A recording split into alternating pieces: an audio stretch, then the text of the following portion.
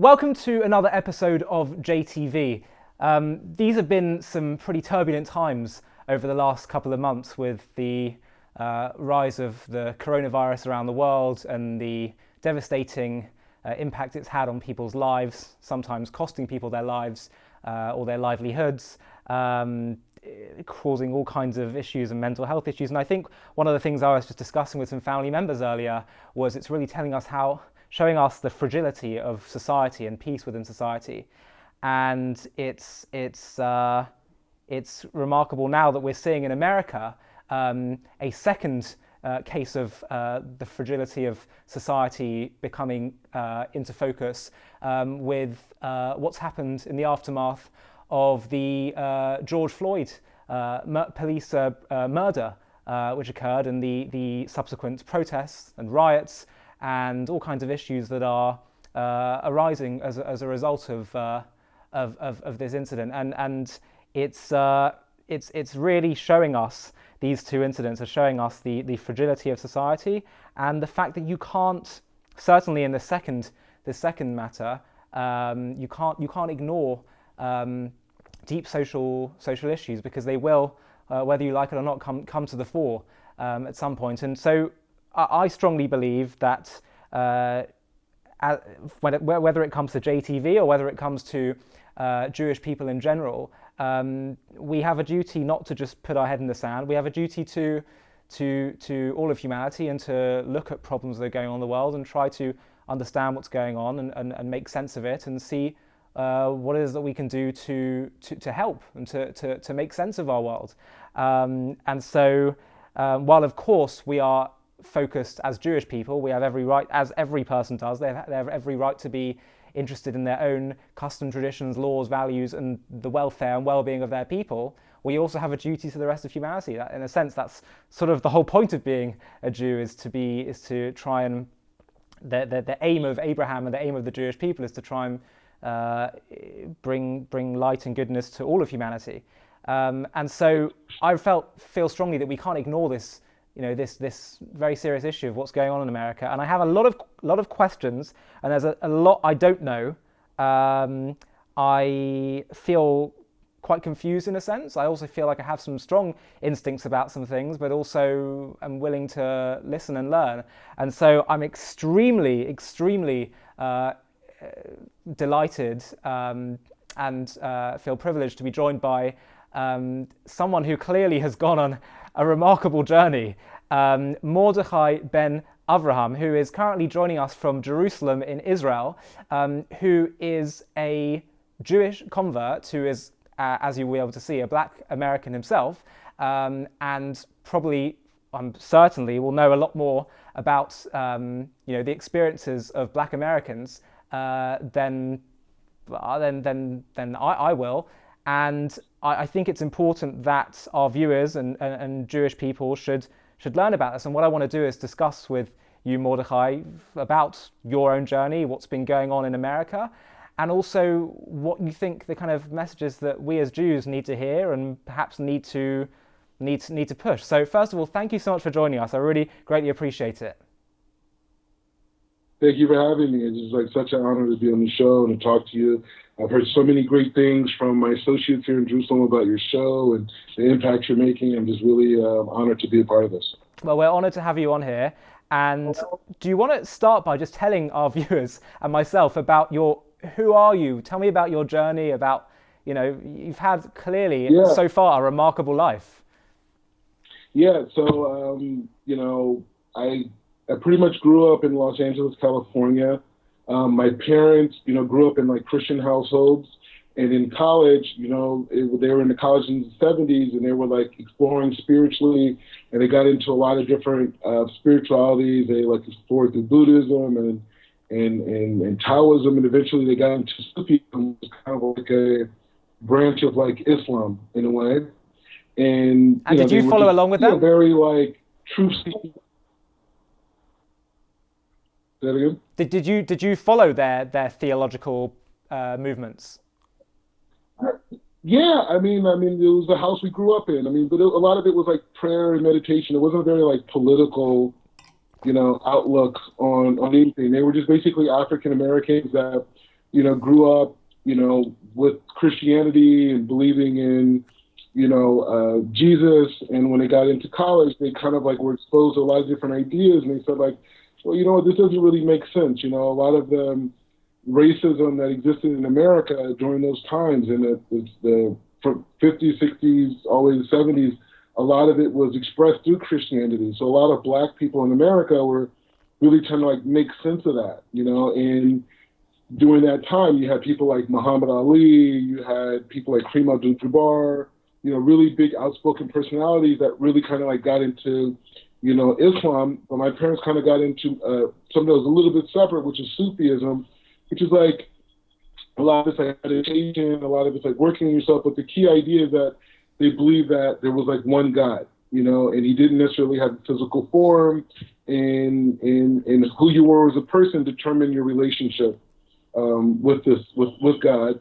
But as we got older, our family eventually got into the Kabbalah Center in Los Angeles, with Madonna and all the other celebrities. And actually, my mom actually worked for the Kabbalah Center for a period of time, and the rest of my family was involved. And that was kind of like, we were there for like 8 years, and eventually that led me to Orthodox Judaism, and I did a conversion in Los Angeles in 2013. And how did your parents join you? How did they react to that? It was just me. It was just me that went this route. But my parents were like very supportive when I was, with the Beis Din in Los Angeles. They came to classes. They learned about kashrus and the different laws of me eating with them and what needed to take place in order for that to happen. So they were very much involved. And in fact, last year for Pesach, my oldest brother, his daughter, and my mom came out to Jerusalem, where I've been for the last 4 years, and they did a Seder with me, and people at the Seder, a lot of other people that were at the Seder, and they asked my mom, like, what do you think? Because I led the Seder that they came to, and they were asking my mom, like, what do you think about, your son, leading a Seder and speaking Hebrew? And she said, hey, you know what? We invested into our kids, to find themselves and explore themselves, and this is the end product, and it's amazing. Wow.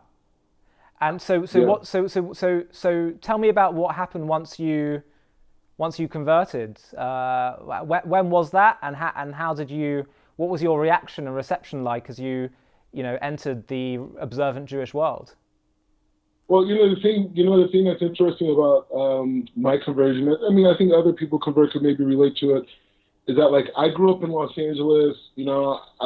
I'm in my 30s, so I converted like later on in life, and I had like a career. I was a media executive. I was in the media press for doing like movies and TV shows, and I was executive at Warner Brothers. I was vice president from 2009 to 2012 there, and I left and worked for a TV network, and I was a VP there. So I had like a whole existence that existed in Los Angeles. So when I like, what's wrong with you? You know what I mean? Like, is something missing? And why are you doing this? But, for me, it was really about, it was just about truth. And the Torah just really, the further I went into Torah, my first introduction was at the Kabbalah Center, which was like a tremendous, for me, where I was coming from was a tremendous, light into my life. And it opened this door of this idea that, I could feel like I had a lot of materialism. I grew up in an area called Calabasas in Los Angeles, which is like a very affluent area. A lot of celebrities live there. It's in the media a lot. But there was something missing, and not just for me, but all the people I grew up with. It just so happened that I was pushed into this path. And what I learned at the Kabbalah Center was like, hey, there's a soul and there's a body, and you could do all the physical things, and you could feel your body. You could make money, you could buy clothes, you could get massages, you could eat great food, you could sleep, but your soul also needed something as well. And that message really was a revolutionary idea for me. And the more I grew into learning about our sages, and at the time it was mysticism, but eventually it just grew into this basic Torah and halakha and things like that. I started a way to really fill the missing part that I had, which was this connection to God and the connection through my soul. And that was just a powerful experience. So I was in 2013, and it was kind of a weird period for me after I converted because I didn't know really what to do. You know, I didn't want to go back in the entertainment space. I didn't want to be an executive anymore. I just didn't have the strength or the motivation to do it. There's a famous story about a sage, Reish Lakish. Yeah, and Reish Lakish, when he met his soon-to-be like teacher and Chavrusa Rav Yochanan, he as soon as he accepted the Torah and he did tshuva, he didn't have the strength to be a bandit anymore. He became weakened, and so I kind of relate to that because after I converted, it was just like I just didn't have the strength, and I just wanted to like be closer to God and take advantage of this moment and opportunity in my life. So I was a little bit confused, a little bit. I got into politics, trying to think like maybe I could just promote what I believed in. And in 2015-ish, the rabbis in my community in Los Angeles, started to talk to me about yeshiva, like say, hey, maybe you should go to yeshiva. I was doing outreach at different synagogues in Los Angeles, with young kids in Jewish schools that were necessarily affiliated. And so a few of the rabbis at in my neighborhood were from Or Sameach. And so they said, why don't you go to Or Sameach for a couple months, and get a feel of learning in yeshiva, and you come back and you continue on. And so when I came here to Jerusalem, my heart just melted, and it was just a different type of a Torah, and it was just a higher level, and there was so many great people, so many great gedolim in the neighborhood outside of the yeshiva. And I just decided at that moment that the best investment that I could make with my life is to spend time learning what Judaism is and learning what the Torah is and learning who I am.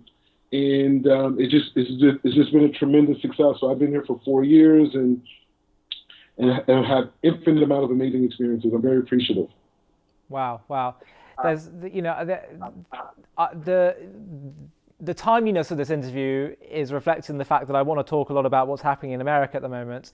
But I do want to focus a little bit on your own personal story and how it relates to converting to Judaism, because I mean this could be an interview in and of itself, and perhaps we should do a follow-up interview as well if we don't feel we can have enough time on this. But I'd be interested to know how do you feel that you've been received in the religious world, as both as a convert and as a black person? Yeah, the thing is, it's like, well, the add to the backstory, which you just asked me, the last few years since I came to Israel, I've been living in Meir Sharon. Wow. And it's not the most diverse environment, but it's filled with some of the most lovely people that I've ever met in my life.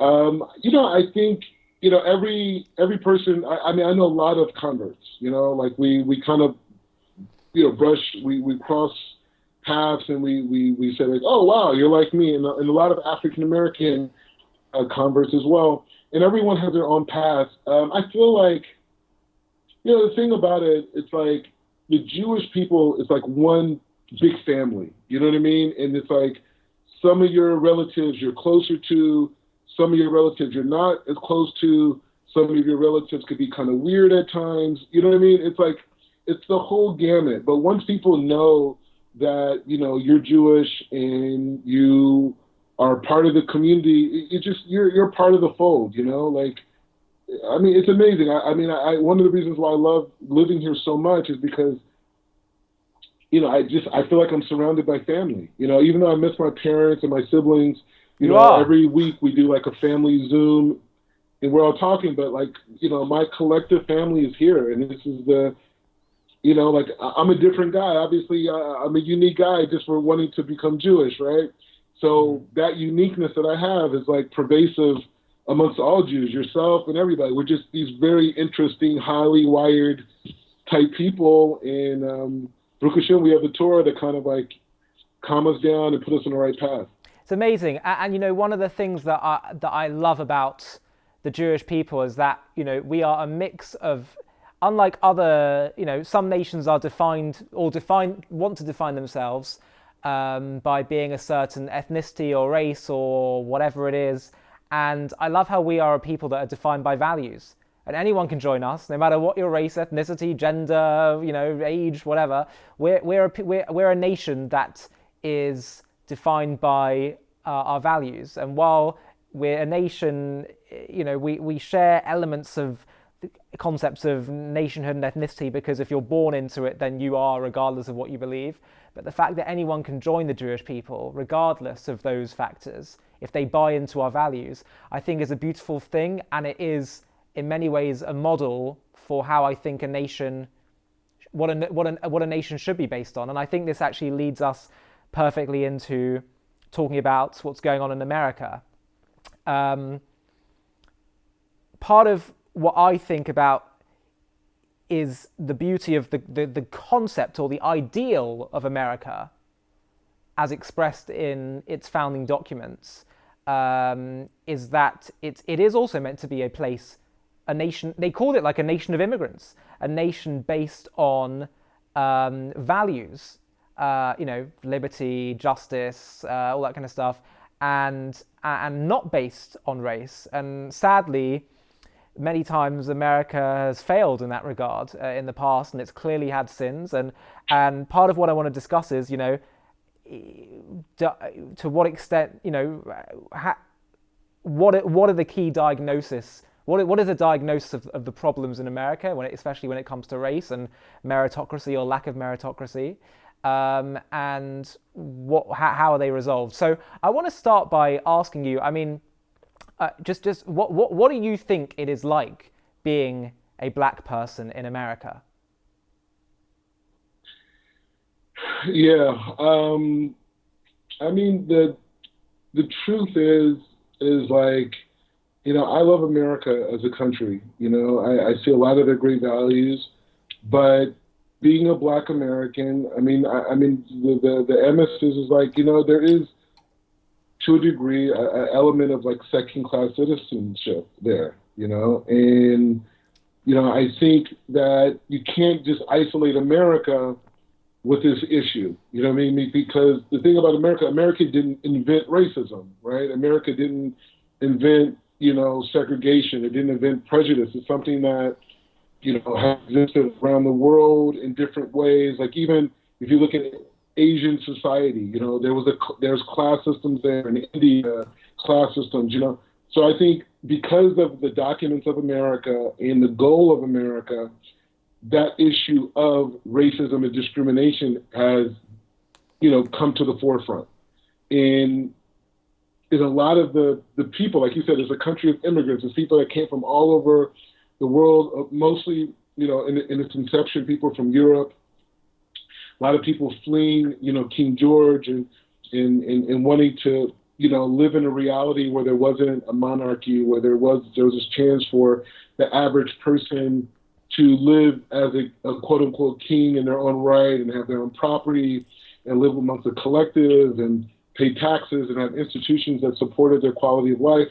That definitely, was the goal. But like anybody, like sometimes when people, when people are Jewish and they say they didn't necessarily grow up Jewish and they find out like, hey, like you're saying, like this is amazing value system that I inherited through my ancestors, sometimes they picked up a lot of bad habits on the way that they have to go through a process of letting go of. And so I think America in that way is the same, like a lot of people who came to America were very fragile people, were broken people, people who were discriminated against, people who were lower class. And so that sentiment, was something that they carried on with them. And so when you look at the transatlantic slave trade, which is like, in a way, like how my ancestry and other African-Americans' ancestors came to America, that attitude of the way I was treated, and now I'm going to treat someone else that way, became very pervasive, and it's very much inside of the culture that we exist today. But we're still like, it's still a work in progress. You know what I mean? It's still like us seeing each other, I think that's the beauty of Judaism. And I think many of the Gerim, many of the converts that I know, I think one of the biggest attachments, especially for African Americans, is that, it gave us the opportunity to free ourselves from a lot of that ideology of being black. Like I'm wearing a black jacket right now and a black kippah, but my skin is brown, So, and if I took off my shirt, which is white, and I gave it to you, you wouldn't be white. It could be, you may be more closer to my shirt than I am, but we're both just people of color, in different shades of one, rainbow. But the thing is, America and the Western system turned that into a class system to divide us, to keep very wealthy people in power. And so I think with Judaism focuses on the soul, and it focuses on the correction of the soul. And the body that we have is just part of the experience of how we interact in the world. But it's not, it doesn't define who we are, you know what I mean? And so there is a lot of, racism in America, and there's a lot of pain, there's a lot of sadness. And the thing about the sadness for the racism isn't just on the black side, it's the white side too, because many whites in America don't want to be attached to racism. You know what I mean? They want to wake up every day and see their neighbor. They grew up watching The Cosby Show. They grew up with their favorite sports heroes, their favorite musicians, their most political activists that inspired them to. Those were black people, you know what I mean? And so a lot of them don't want to be connected to race either, but a lot of the institutions that are controlled by private interest groups use racism and use the divisiveness of racism to really like subjugate and separate all of us. How I think so? what we're seeing in America right now. How so? Go ahead. How so? How do they do that? Like different things, like you could say like things like economics, like loans, who's able to get, who's able to get loans, who's able to buy property, people taking certain positions at companies, organizations, like there's still a certain bias towards certain ethnic groups and discrimination against others, and it's not just limited to there's also, with women, had tremendous amount of, prejudice and discrimination against them and inequalities, people with different, maybe even handicaps or disorders, they've also been discriminated against. But yeah, I mean, the way that the landscape is set up, it discriminates, like even affirmative action, like it discriminates against a lot of whites, a lot of whites that are very capable. So the whole thing is a very divisive reality that I think everyone is trying to make sense of, but nobody really wants to be a part of anymore. Yeah, I want to split the next part of our series of questions into two parts, because I think this really is what I'm about to say is so important, which is what is the diagnosis of the problem, and then what is the prescription. And I think if you can't that's what I think people are debating right now. The big debate right now, people can't agree on the diagnosis. You're having some people who are saying that this is predominantly a result of, it's clear what happened with George Floyd was evil.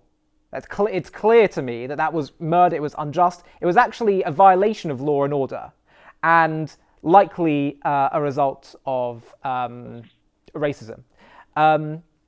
But in terms of the diagnosis, I'm hearing on the one hand, people are saying they're extrapolating from this and other incidents of police brutality, and they're saying the reason for police brutality that we're seeing towards black people and the reason for black people being disproportionately worse off in America is predominantly because of racism.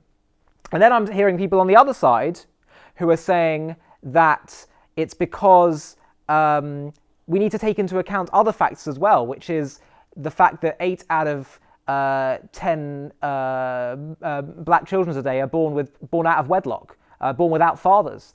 The fact that there's certain bad cultural inputs that are happening in the black community that may even be internal. But then it gets confusing because, well, how much is that as a result of, how much of bad values or bad behavior are a result of something that's self-inflicted, or are they a result of all the years of segregation and slavery? Like, it starts to get really complex. And then you're also having people who are saying, is there a pattern here when it comes to police brutality of racism, or is there just a pattern of police brutality that happens both to blacks and white people? And there is data to back that up, but there seems to be data on the other side to show that it's disproportionately affecting black people. And then you say, well, how much of that is racism? And then you have people who are saying,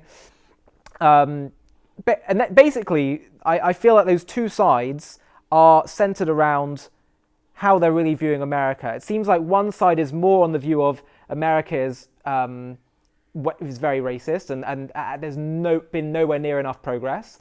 And the other side is saying, actually, we think that there are lots of other factors going on here in this outside of racism, and America has made a lot of progress, be it the fact that they elected a black president twice. That's pretty big, and they must have needed some people in middle America, not just the coastal liberal cities, to vote for a black president twice. As you say, in culture and media, I remember watching in Disney Channel like That's So Raven, and which are centered around a black family and like normalizing black people. There is also, as you say, like affirmative action. Maybe even universities or employers want to look good by employing more black people, and it's in their interest too. So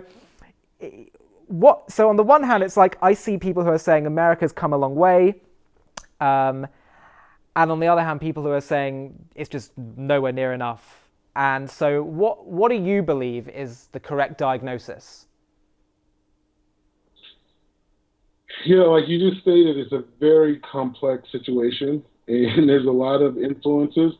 But I think, I'm not a person who sees myself as a victim at all. I believe that Hashem creates challenges in different ways for everybody, every human being on planet Earth, and those challenges are given to us to allow us to actualize our greatness. Now, with that being said, our inner greatness, with that being said, when you look at the black community, you have to look at it from a particular standpoint, from the standpoint of the black community. There's a lot of issues. Number one, drugs entering America. Like one of the things Donald Trump talks a lot about is like having stronger borders, and even Obama talked about this idea of stronger borders. And there's a tremendous amount of drugs that have come into America that black people had nothing to do with. We weren't negotiating with Colombians. We weren't dealing with the Mexican cartel. We had no relationship. But either way, those drugs ended up in our community. And that plays a big deal in terms of cultural violence. Like if you look at places like Honduras, that's like, like a very small settlement, a small place, but they have a tremendous amount of murder. They have a tremendous amount of broken families, these different things. So I think drugs entering the black community, some people say, or agencies like the CIA and other people played a role, Oliver North, and different things like that played a role with those drugs entering the community. I don't have enough education in terms of information of what's going on to say that that's a fact of truth. Some people hold that way. That's one issue. Another issue is things like welfare. Welfare was something that was created by the government. It's not something that the black community collectively lobbied for and asked for. And that welfare in America had a lot to do with broken families. So if a woman had a child, it was her benefit to be single because she could get housing and monthly stipends to pay for her kids.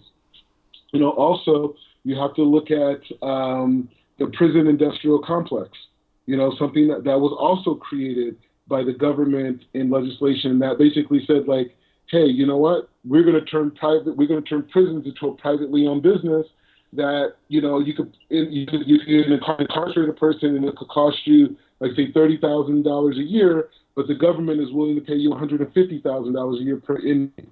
So, when you put all these things together, it's a much different black experience than what my parents and grandparents grew up with. Because, when my parents, during segregation, when black people were separate, they were property owners, they had two-parent households, they had their own schools, they had black-owned businesses, they had a circulating economy, and that environment produced some of the greatest intellectuals in American history, came from that. The civil rights movement was funded by black families who had, additional income and were giving money to Martin Luther King and Rosa Parks and all these different things. So I think post the civil rights movement, post Martin Luther King's assassination, you went into a much darker era of the black experience in America, where now you see a community where there isn't any families, and you see a community where you have like hip hop culture, which has brainwashed Black America to in a way hate each other, to see each other as they took the lowest parts of our experience here in America and illuminated and glorified it. So there's been a lot of factors that Black people have had nothing to do with. And again, I'm not preaching a victim narrative, but those are just facts, those are just facts. And we saw our great grandparents, like you see a lot of the kids today, and you see a lot of lawlessness. But our grandparents, they were marching in line. They were being peaceful. They followed all the rules. They went to war. They did everything, and we came back to America after serving in the military in the war, and they were still spitting on us. They were still telling us that we were nothing. We went to college. We became educated. They still blocked us from economic opportunities. You see that, like in the Black communities, you see like Koreans, they own tons of like liquor stores and supermarkets and cosmetics of like the hair products, the weaves, all that. Black people, they gave those people loans when they came to America. They gave them that the Small Business Association gave these people loans that allowed them to establish themselves in America, and those were denied to us even to this day. So it's a tremendous amount of social manipulation. Why America wants to see Black people suffer, why they've created organizations and institutions that perpetuate that, I don't know. I cannot tell you why even white Americans. It's like, when you think about integration, the government created the context that Black people were less than human. They're the ones who created laws where Black people and white people couldn't marry. They created all that, and then they instill racism in the society. They create narratives, they create cartoons, they create publications, they create radio programming that tell white people that Black people are animals and they're less than this and they're not humans. And then they come to those same people, a couple generations later and say, hey, guess what? We were wrong about what we said. We have to establish the United Nations. We have to tell the whole world that we're these nice people, so we can't have racism and segregation here, so you got to integrate, right? And so now those white people who were brainwashed for decades to dehumanize Black people and to feel nothing and have lynching parties and burning Black churches. There were so many Black successful communities all across America that were just Black owned, and they instilled hatred into the whites to go into those neighborhoods and burn these places down, and so and then they came back to those people, like I said, during the times of integration, said, now you got to integrate, now you got to let these people into your schools, and then the white people revolted from that, and then they put them on television all over the world, showing them bringing dogs, on Black people and sit-in marches and beating them and this whole thing. But the government created that. So as you can see, I'm not the biggest fan of government. I don't know how many Black Americans can be, but the point is just saying that the construct that white people have this, in a way, an inherent racism, and Black people being inherently defensive and feeling like a victim and having hopelessness and disparity. Those contexts were created, since the 1776 when the Constitution was formed. Mm. And there's a lot in that. I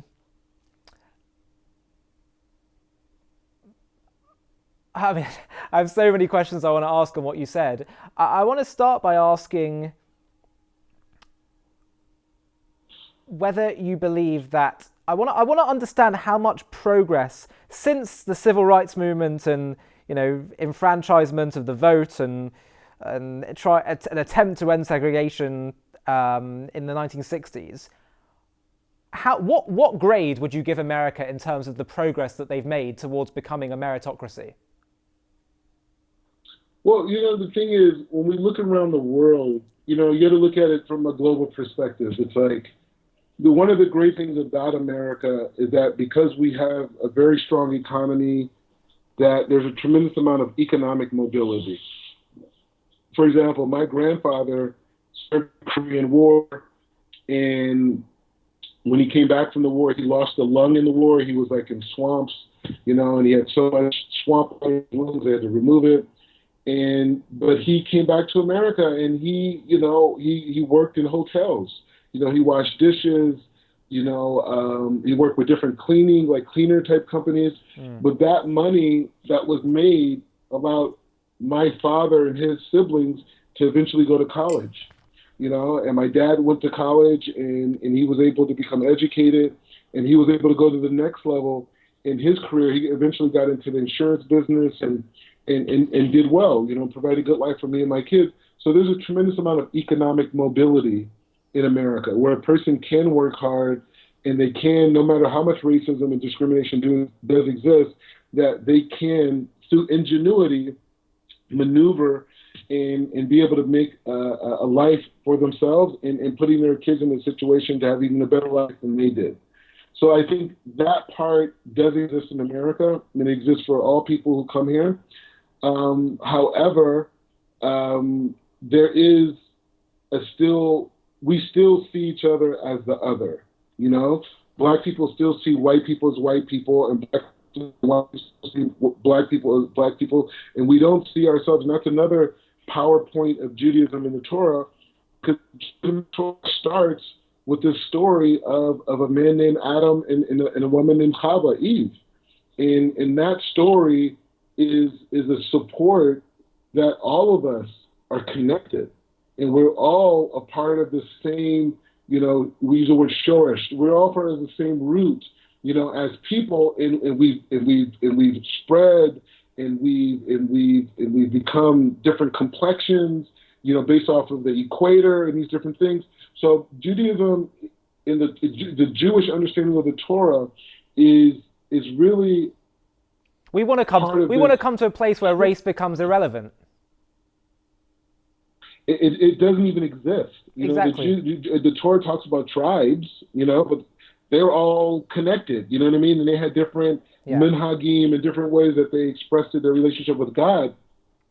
But there were very minor things that that were differences. But race does not exist as it relates to God. This is a human construct that has been proven to be faulty.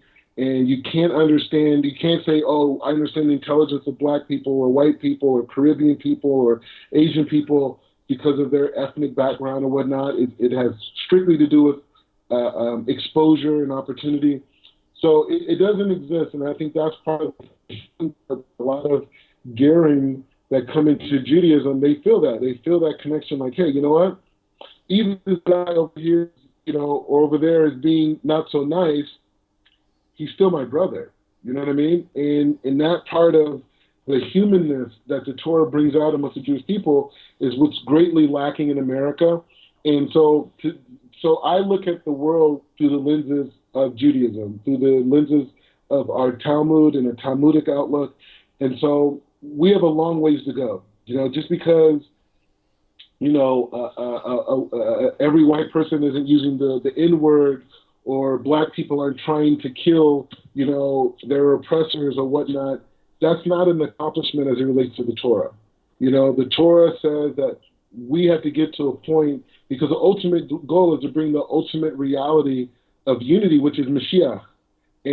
But we got to do our part in order to get there, and that part comes through unity, is getting away from the superficial parts of how we describe ourselves in the Torah. So I don't know how to give America a grade, because I'm a Jew, and as a Jew, we have an ultimate destiny that a lot of the world isn't even aware of yet.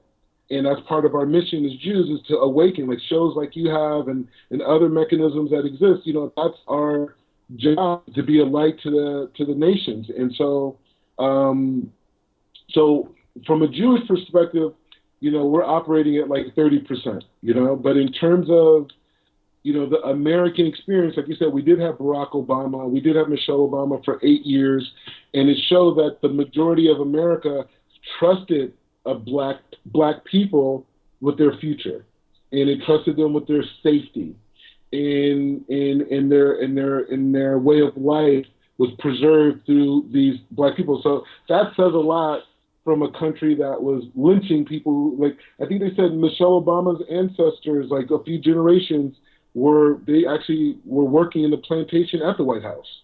You know what I mean? Wow. So the fact that she's there, so there's been a tremendous amount of accomplishments and goals. But as we see today with America, with the rioting and the senseless acts of violence and the sadness and the disparity and the anger, they have a long ways to go. Right. And to what extent, before we start to talk about solutions, because I think that's also so important, I think in terms of diagnosis, you've said it's complex, it's nuanced, there's many factors involved. Mm-hmm. Basically, there isn't a simple diagnosis. And I think people that try to say that it's simple, that America is either this or that, oftentimes I think they have political agendas that are much broader than just this specific issue of race in America. I think on the one, you have some, I think that should be pretty clear and pretty obvious to people. But I would be interested to know, in terms of experiences as a black person in America, do they feel, do you think that police brutality is predominantly a race issue in America, or is it predominantly a brutality issue in America? Because the statistics, we have heard of cases like with George Floyd. I also know of cases of white people that were killed by police, and black people are disproportionately killed by police. But there could be several that race is. I think it looks like race was the issue with George Floyd. Whether that's the only issue in all cases, it can't. I don't know if it's always that simple. So do you want to shed some light on that? Yeah, it's an interesting thing, because there is like you said, there's two parts of it. When black people were, when black people left, when they were freed from the plantation and they were put into like a segregation type of a model in the United States, there was this idea that black people were free unless they broke crimes or they became criminals. They would be incarcerated and they would lose the rights that they were given, as free people. Right. So a lot of the relationship between law enforcement and the black community from the inception has been this very governing type of creating an obedience relationship with the black community. With that being said, when the prison industrial complex was designed in America, a lot of people focused on African Americans in terms of how that system, because the prison industrial complex just wasn't about privately owned businesses, but it was also how that business model affected the court system as well in America, and how legislation was created by the court system. For example, right now, cannabis is a humongous growing business in America, right? In Canada and other places. But there were millions upon millions of black men that were arrested for selling cannabis. Now it's legal. And there were many other petty crimes that were part of legislation that locked up African Americans and putting them into this prison cycle. So the people who own these prisons continue to go to jail. He comes back, he comes to jail, he comes back. And so this one guy, you could make, maybe close to like $700,000 to $1 million over his lifetime through incarceration. And so it created this dynamic with black men specifically in America, where it was almost more profitable, for the private sector for them to be locked up than out, working in the private sector, but where we stand at today in terms of, I don't know, we're still dealing with we'll get to the solution, but just dealing with the problem right now is just, it's the privately owned prisons is a tremendous problem, and it preys on the poor. And I'm kind of evolving into the solution-based part of this discussion, which is, one of the failures of the civil rights movement in America was that they didn't incorporate other minority groups that were also suffering by white supremacy. Women being a big part of that, and other smaller groups like Hispanics, American Indians, other people who've been persecuted by, these experiences of segregation and discrimination, and it made it like a black issue. And by doing that, it limited the power of affecting legislation on a national level. So what we see today is a predatory ideology from law enforcement. And I could put it, the perfect way to see it is through Corona, right? Through Corona, we had a clear understanding. If there was ever any questions that a person had about law enforcement, Corona made it very clear.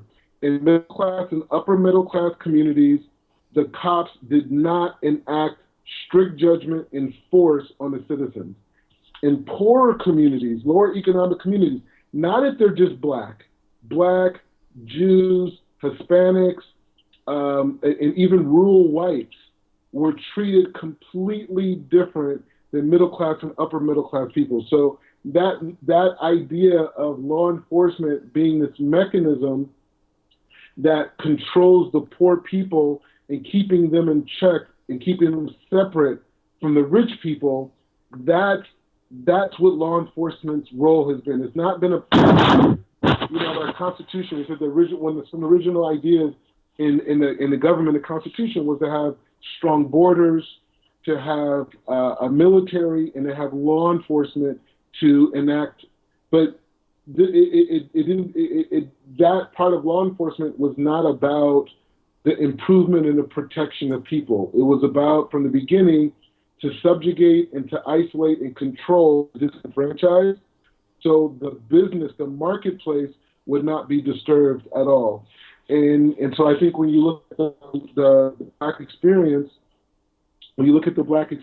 or whatever, I think you have to expand it past just the black experience and look at it as the poor people's experience. And the more we look at America from the poor people experience and how capitalism, as great as it is, and how it creates so much economic mobility, as I said earlier, it preys on the poor. And it creates an environment where the poor can be preyed on. And it creates an environment where inequities can be expressed in a civic population that leads to, people from upper affluent. And I think that's one of the things that, makes my story unique. I'm a black man. I could be driving down the street and get pulled over and flinch the wrong way or move the wrong way, and the cop would freak out and pull me out of the car and beat me, and God forbid, even worse, right? But at the same time, because of the environments that I was in growing up, I wasn't exposed to the predatorial component of law enforcement or legislation that could have maybe led me statistically to a path of like prison or jail. So I think there is a part where there is racial profiling, where there is race-based dynamics, but I think there's also a part which is preying on the poor and people who don't have the monies to get, like a lot of the kids that I grew up with, they were, somewhat affluent kids. They did bad stuff too.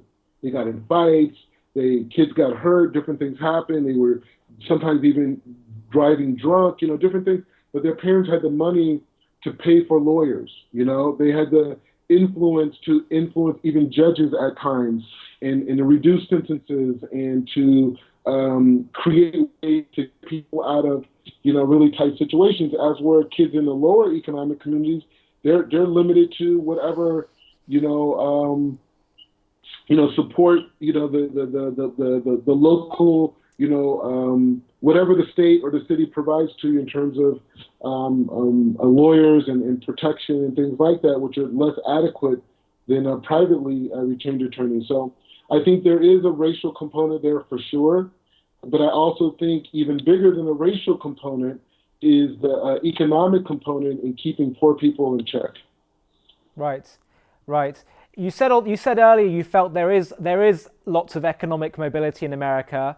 Now it seems like you're saying more that you think there's a preying of poor people from American capitalism. How would you which one do you feel is more strong? Do they conflict? Economic mobility from the standpoint that still at the end of the day, there's people right now, the last 10 years, last 20 years, have, even within this climate of the prison industrial complex, the climate of welfare, the climate of drugs being pushed into the community, and the brainwashing of hip hop and things, there are people who are moving forward, and they are successful. And it's not as clear cut. I mean, like I said, Hashem is king, And so at the end of the day, it doesn't matter. Like, the Jewish people are probably the best example in humanity of this idea, because they had segregation. They had laws against them where they couldn't buy property. They had places. This is a very recent phenomena. If you look at the thousands of years of Jewish history, that Jews have been out of the shtetls, out of the ghettos, and actually able to join a mainstream workforce. This is like a new concept. But people often respond to that by saying, yeah, but Jews don't have dark skin, and therefore it's easier for them to assimilate. Well, a lot of Jews do have dark skin, right? And it's Jews all over the world. Well, what I mean is most Jews aren't black. A lot of Jews, could be considered black. Come to Israel. There's a lot of black Jews, but the bottom line is black is not just merely a skin complexion. It's also a demification. It's a class system as well. And so Jews fell under that umbrella of being black, meaning that they couldn't buy property in certain places. They weren't allowed in bank accounts in certain places. They weren't allowed to go to certain schools, these different things. So it's been a very recent phenomena that the Jewish people have been able to be mainstream. That was, Rabbi Samson Raphael Hirsch, his book Horeb was all about the Jews in Germany being accepted into the mainstream world, and now being faced with all these new religious challenges that they never even had to deal with, because they never had any other mindset other than being Torah observant, Shomer Shabbos Jews, so I think how did the Jews what do you think the Jewish people's method was for success in terms of societal success and assimilation, and what I mean is economic mobility and that kind of stuff?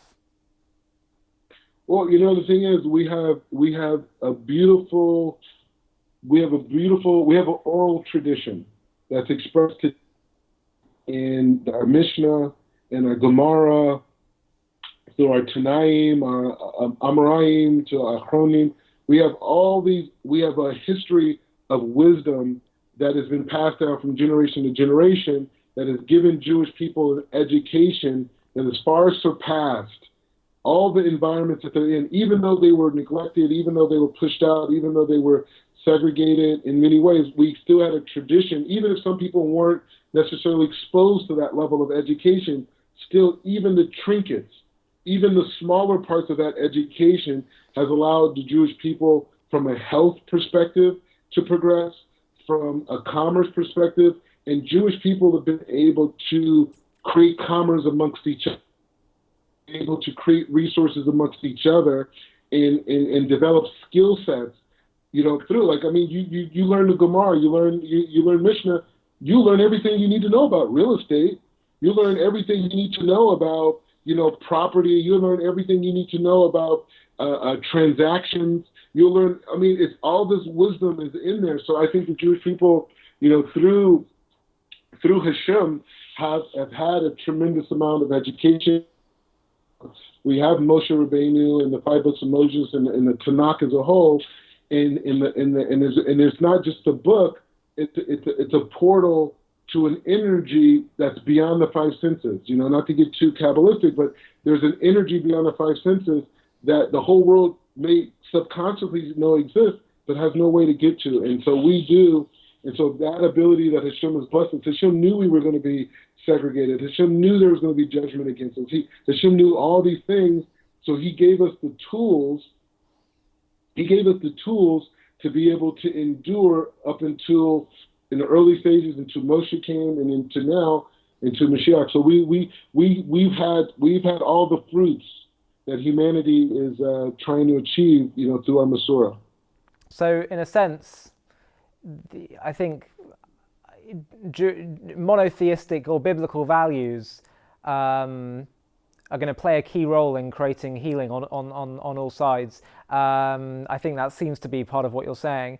But obviously there are other more practical things that need to be addressed as well.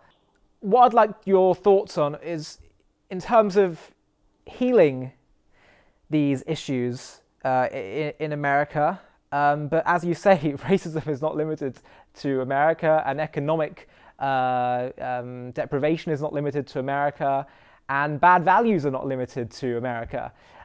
So what can white people do? What can black people do? What can Jewish people do? What can human beings do in terms of creating more healing, peace, harmony, mobility, and fulfillment? Yeah, I think globally, I think we need a new education system. I think we need to be able to reevaluate what it is to be a human being and what it means to be a human being on planet Earth, and how we interact with global society, how we interact with, you know, the West and everything in between. And I think for everyone it's a little bit different. You know, I think black people, you know, need a chance to heal. I don't think we've ever had a chance to heal. All the traumas from slavery through segregation through even now, it's just been a constant run of trying to survive, you know. And I think there has to be something in society where black people can heal and reflect and recreate themselves.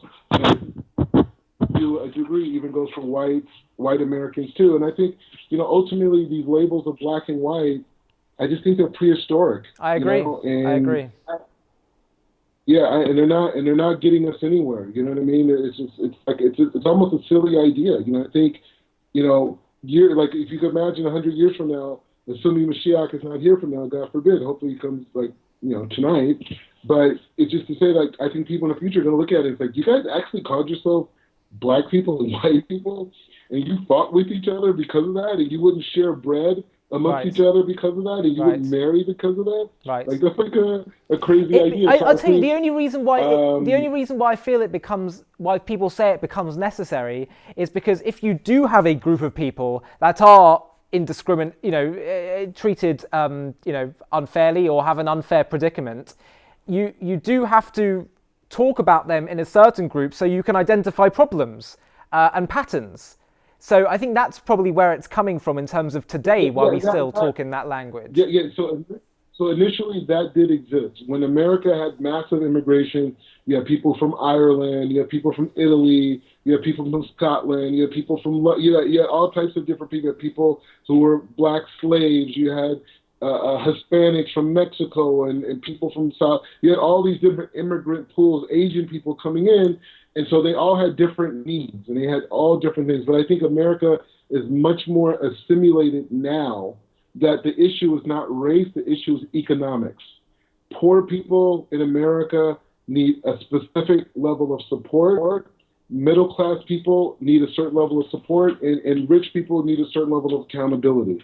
So I think it's more about it's more about economics today, because, you know, when you look at Black Lives Matters and what they're saying, it's not that much different than the people who supported Donald Trump in the office. I mean, like, if you really get past the surface level, They want greater equality from the government. They want more opportunities. They want less subjugation by government institutions and agencies. It's not that much different. You know what I mean? They want a better quality of life. They want better education. They want more job opportunities.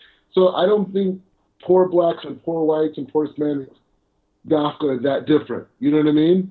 Now, when you talk about the Jewish people, it's a very interesting, complex thing, because now since 1948 we have Israel, you know, and Israel creates a different relationship in the world of how Jews are perceived, you know, and I think Israel creates even a bigger confusion maybe than ever in Jewish history of how the world understands these people. Or you could say since the times of the Holy Temple, you know, the first and second temple, you know, I think, you know, the world is very confused, and I think even Jews are very confused. Like, you know, what should we do? Do we live in Hutz? Do we move to Teretz Israel? You know, there's a lot of Jews that were subjugated. You know, in Israel, like for me, like I love everybody. You know, I love all Jews. You know, it doesn't matter if a Jew keeps the Torah the way that I do. You have to look at people. You have to look at what their parents would do and their grandparents would do and their great-grandparents and how they were understood Judaism. I'm from Los Angeles, and there's a lot of Persian Jews there, and a lot of them aren't very observant. You know, there is a strong community of Persian Jews that are observant, but a lot aren't. But if you look at the history, the Persian Jews were under the subjugation of Islamic rule, and they weren't even allowed to have yeshivot. They weren't allowed to have these studying things. They just had maybe one person who knew the halakkas, and they would ask questions based off of where they were holding it and understood. So I think there needs to be a tremendous amount of, you know, empathy for our fellow Jews, but the ultimate goal is to embrace the Torah. You know, and at your own level, like I'm not one of the people who say like, oh, well, you got to do this and you got to do that. And if you're not doing it, you're wrong. Ultimately, everybody, if everyone knew, like say if Hashem gave us like there wouldn't be one Jew on planet Earth that wouldn't want to keep Shabbat. You know what I'm saying? Right. But we all have our own developmental process to go to get there. Just like myself as a ger, like I didn't clearly see the light of Shabbos, and I don't even clearly see the light of Shabbos now. You know what I mean? I connect more every day, every Shabbos I grow in my avodas, but everyone has a process. And so I think the world itself, you know, we need a new education process. We need to get away from race. We need to start dealing with issues based off of economics and not based off of cultural heritage. And as it relates to the Jewish people, we need more outreach. You know, we need more outreach. We need more, you know, shows like yourself and that are bringing out this wisdom and gospel. This show is Torah. The show you have is a Torah. It's Limo Torah. We're learning Torah in different ways, and so we need more outreach. And I would say specifically, the religious community needs to do more outreach. You know, you went to Isha Torah. I'm at Or Sameach, both Baal Tshuva, Yeshiva, but that's two. You know, and there are smaller ones, but those are the main ones. We need another 10,000. You know what I mean? There's hundreds of Jews, there's thousands of Jews, there's hundreds of thousands of Jews that are conflicted every day, and they just don't know. You know, they just don't know. Even here in Israel, they said that, like in Israel, a lot of the founding fathers were very religious, but that doesn't necessarily exist today. And when those conversations happen with Israelis, a lot of them get on the dance. I didn't catch that bit. You said the founding fathers of Israel were what? A lot of the founding fathers of Israel were not religious people. Of course, yeah. And a lot of the sentiment that came from them not being religious was somewhat of an anti-religious sentiment.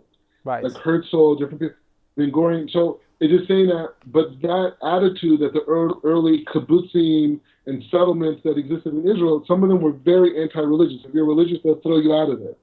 But that doesn't exist necessarily as much today, if at all. You know, and a lot of the rabbis are saying if people just had discussions or they exemplified Torah in the right way, then it's like those discussions that happen, and a lot of people do tshuva. No, so I think the Jewish people and Jewish ideas overall for everybody is a solution. There's no way, and I'll say this like kind of like as a closing concept, is the Baal Shem Tov, who was one of the founders of the Hasidus movement. He has a commentary on Pirkei Avot, Ethics of the Fathers, and one of the things he talks about in that commentary, he says, how could it be that a person who's a business person or a political leader can go to a rabbi who doesn't even read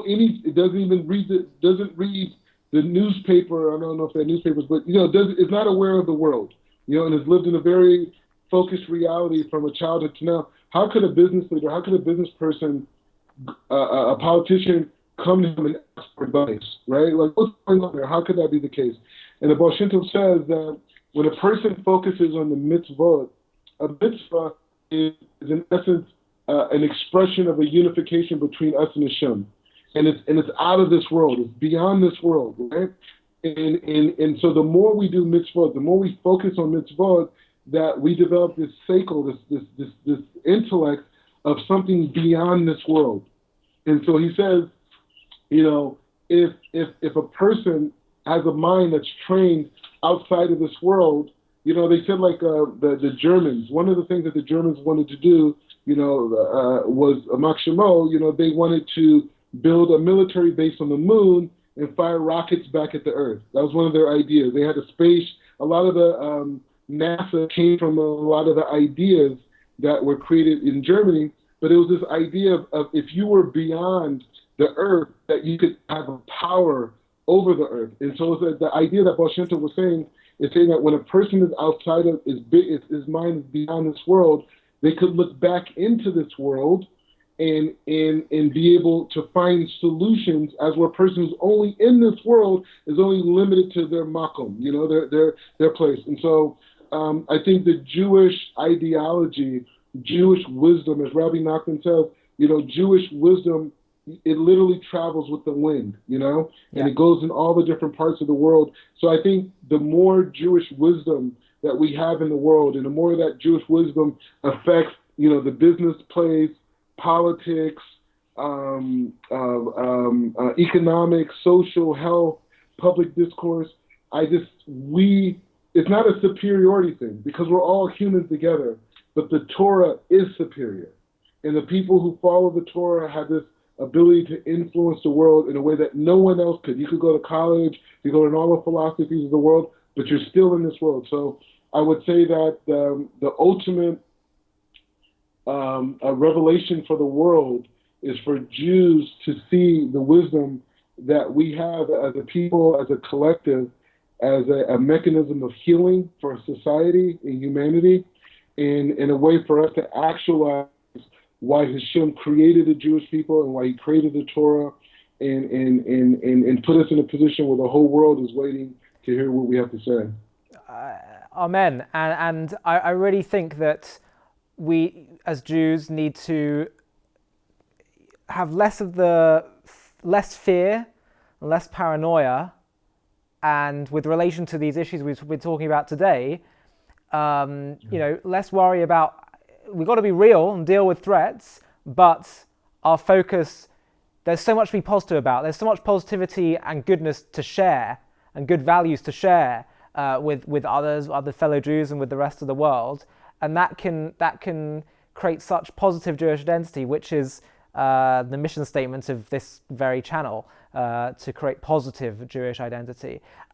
One final last thing that I just have to mention, and in a sense it's ironic that I'm asking this when I've just spoken about positive Jewish identity, but I feel it would be wrong not to quickly address this before we finish.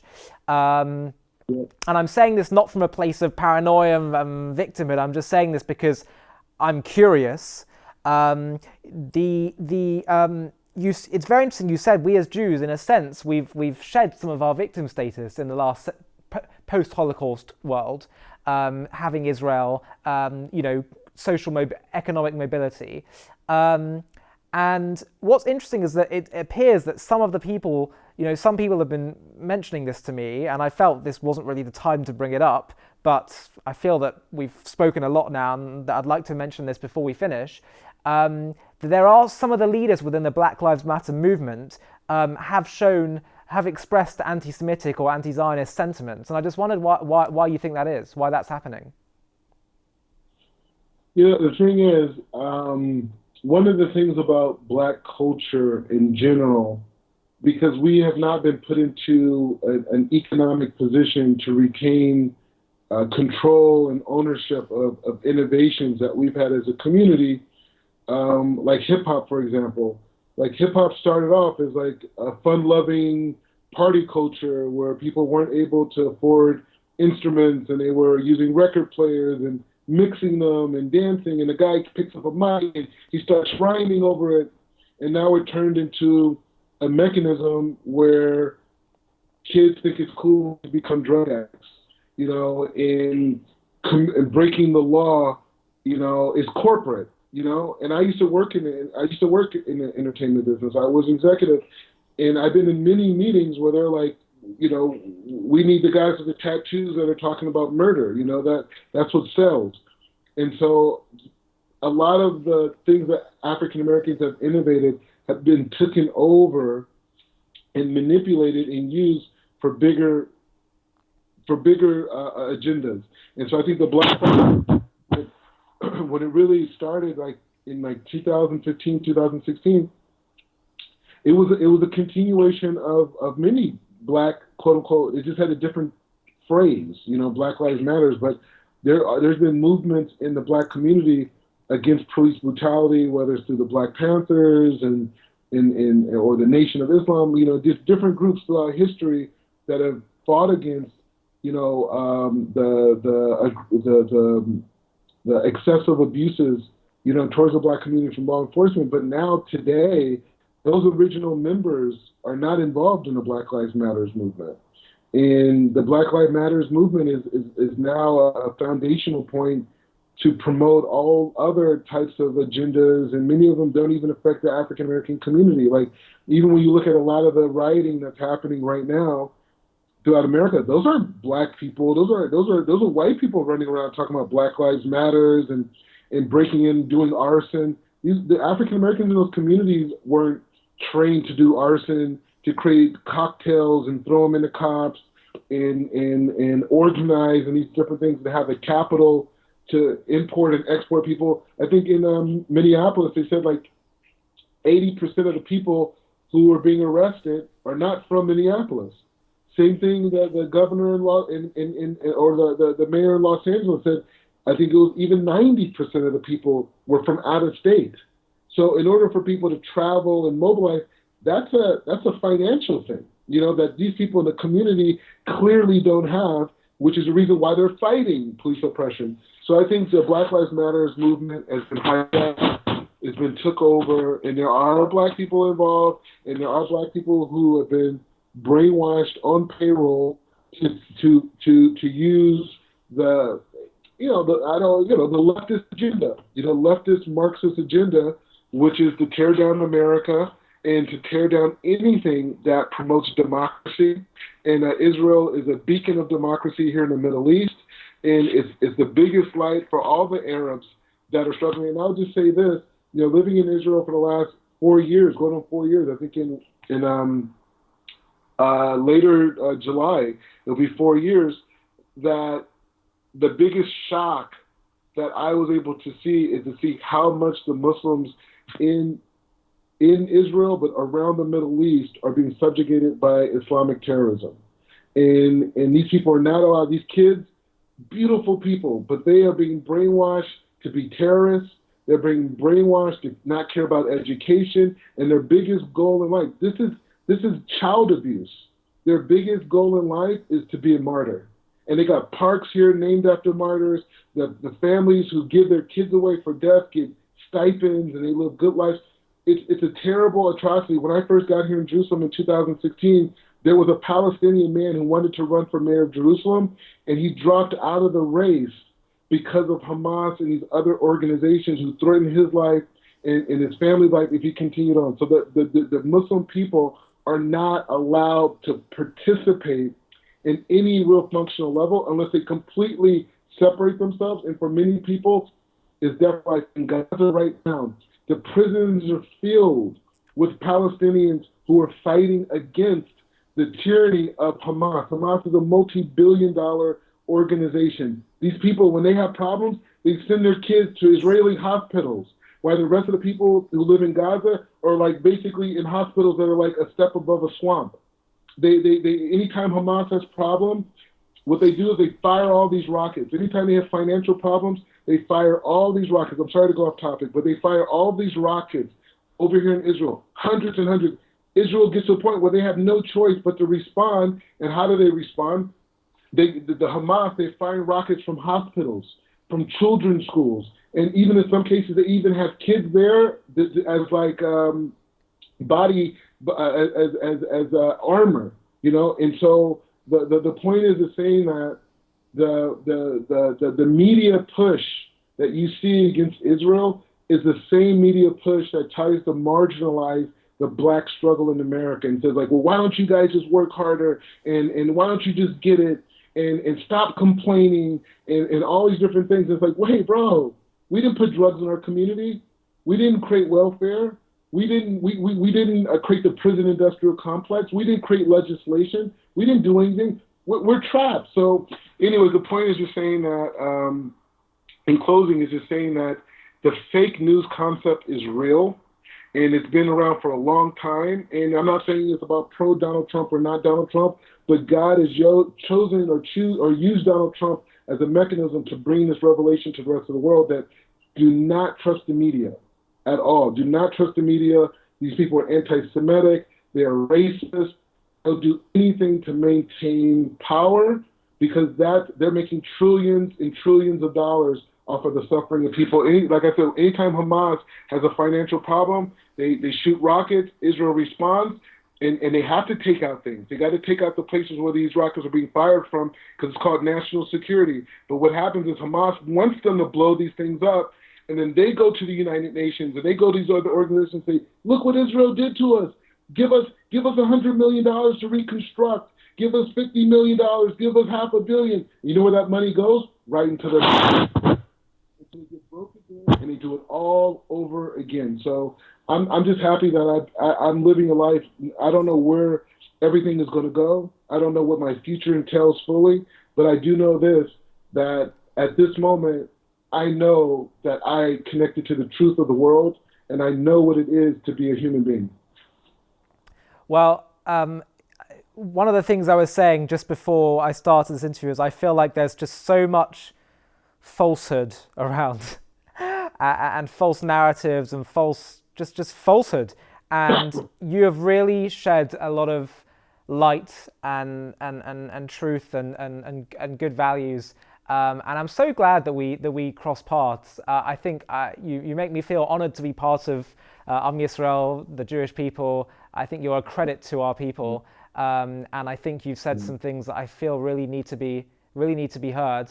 And I'd love to, continue to develop a relationship with you and learn more 100%. From you, and have you on again and have more discussions, because I think this was really important, and I think you're a great guy. So Mordechai, thank you so much for joining us. Thank you for having me, and I really appreciate what you're doing, and I really appreciate you giving people like me a platform to share our stories. And bro, we're both Jews. We're in this together. I mean, we haven't met in person. You're in London. I'm here in Jerusalem and Mir Sharim talking to you right now. But we're Jews. We will. In this together. We will meet. And everyone watching this, we're all Jews too. And this is at the end of the day, we are all we have, no matter what anyone else tells you.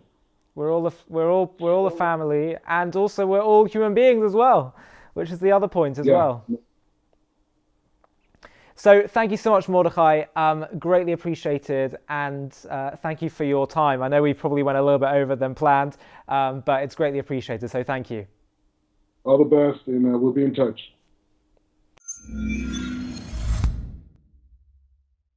To stay up to date with JTV content, click subscribe here if you're on YouTube and hit the alarm bell. And if you're on Facebook, hit the like button, and under following, click see first. If you enjoy watching JTV content and want to help us continue to grow, please consider making a donation to us by clicking here.